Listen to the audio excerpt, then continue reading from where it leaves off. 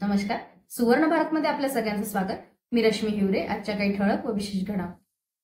चिमूर भांगडिया परिवाराच्या भागवत सप्ताहात फडणवीसांचा सनातन गौरव भांगडिया कुटुंबियांच्या वतीने आयोजित भागवत सप्ताह समारोपाला मुख्यमंत्री देवेंद्र फडणवीस उपस्थित होते.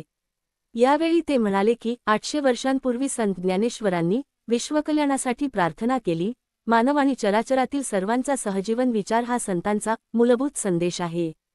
सातत्याने टिकून राहिलेली एकमेव प्राचीन संस्कृती म्हणजे सनातन हिंदू संस्कृती होय. पुण्यात्म्यांनाच भागवत श्रवणाची संधी मिळते. मुख्यमंत्र्यांनी भांगडिया परिवाराच्या सेवाभावाचे कौतुक केले व भविष्यातही ही सेवा अविरत सुरू राहो अशी प्रार्थना केली. या समारोपीय सोहळ्यात प्राध्यापक अशोक उईके, माजी आमदार मितेश भांगडिया, आमदार बंटी भांगडिया, आमदार किशोर जोरगेवार, आमदार करण देवतळे, जिल्हाधिकारी विनय गौडा, उद्योजक श्रीकांत भांगडिया यांसह अनेक मान्यवर उपस्थित होते.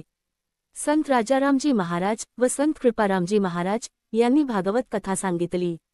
राज्यभरातून विशेषतः नागपूर, चंद्रपूर, गडचिरोली जिल्ह्यातून हजारो भक्तांनी या सप्ताहात उत्स्फूर्त सहभाग नोंदवला.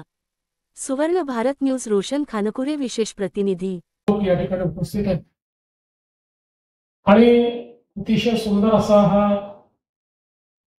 भागवत श्रवणाचा कार्यक्रम चाललेला आहे. आपल्या सगळ्यांना माहिती आहे की आपण असं मानतो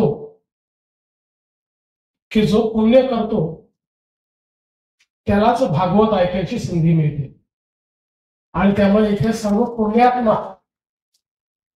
जमा झालेले आहेत आणि भागवत श्रवण करणं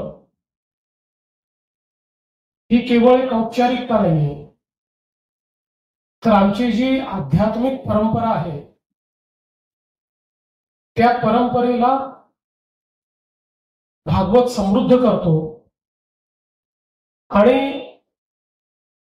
या ठिकाणी भागवताच्या माध्यमातून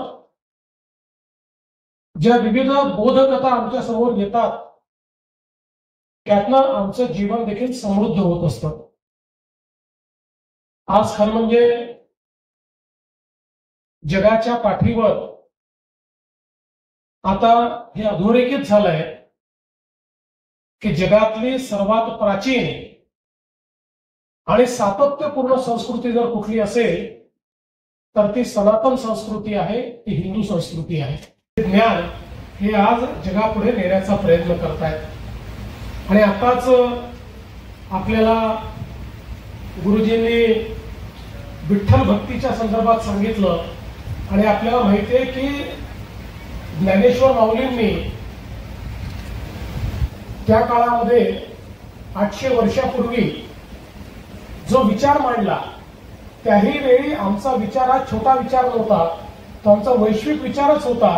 त्यांनी पसायदानाच्या माध्यमातून विश्वात्मक देवाला संपूर्ण विश्वाकरता त्या ठिकाणी आशीर्वाद मागितला आणि त्या आशीर्वादाच्या माध्यमातून केवळ मनुष्यच नाही तर मनुष्य आणि चराचरातले जेवढे प्राणी आहेत या सगळ्यांच्या सहजीवनाचा विचार हा त्या ठिकाणी आमच्या संतांनी सातत्याने मांडलेला आहे.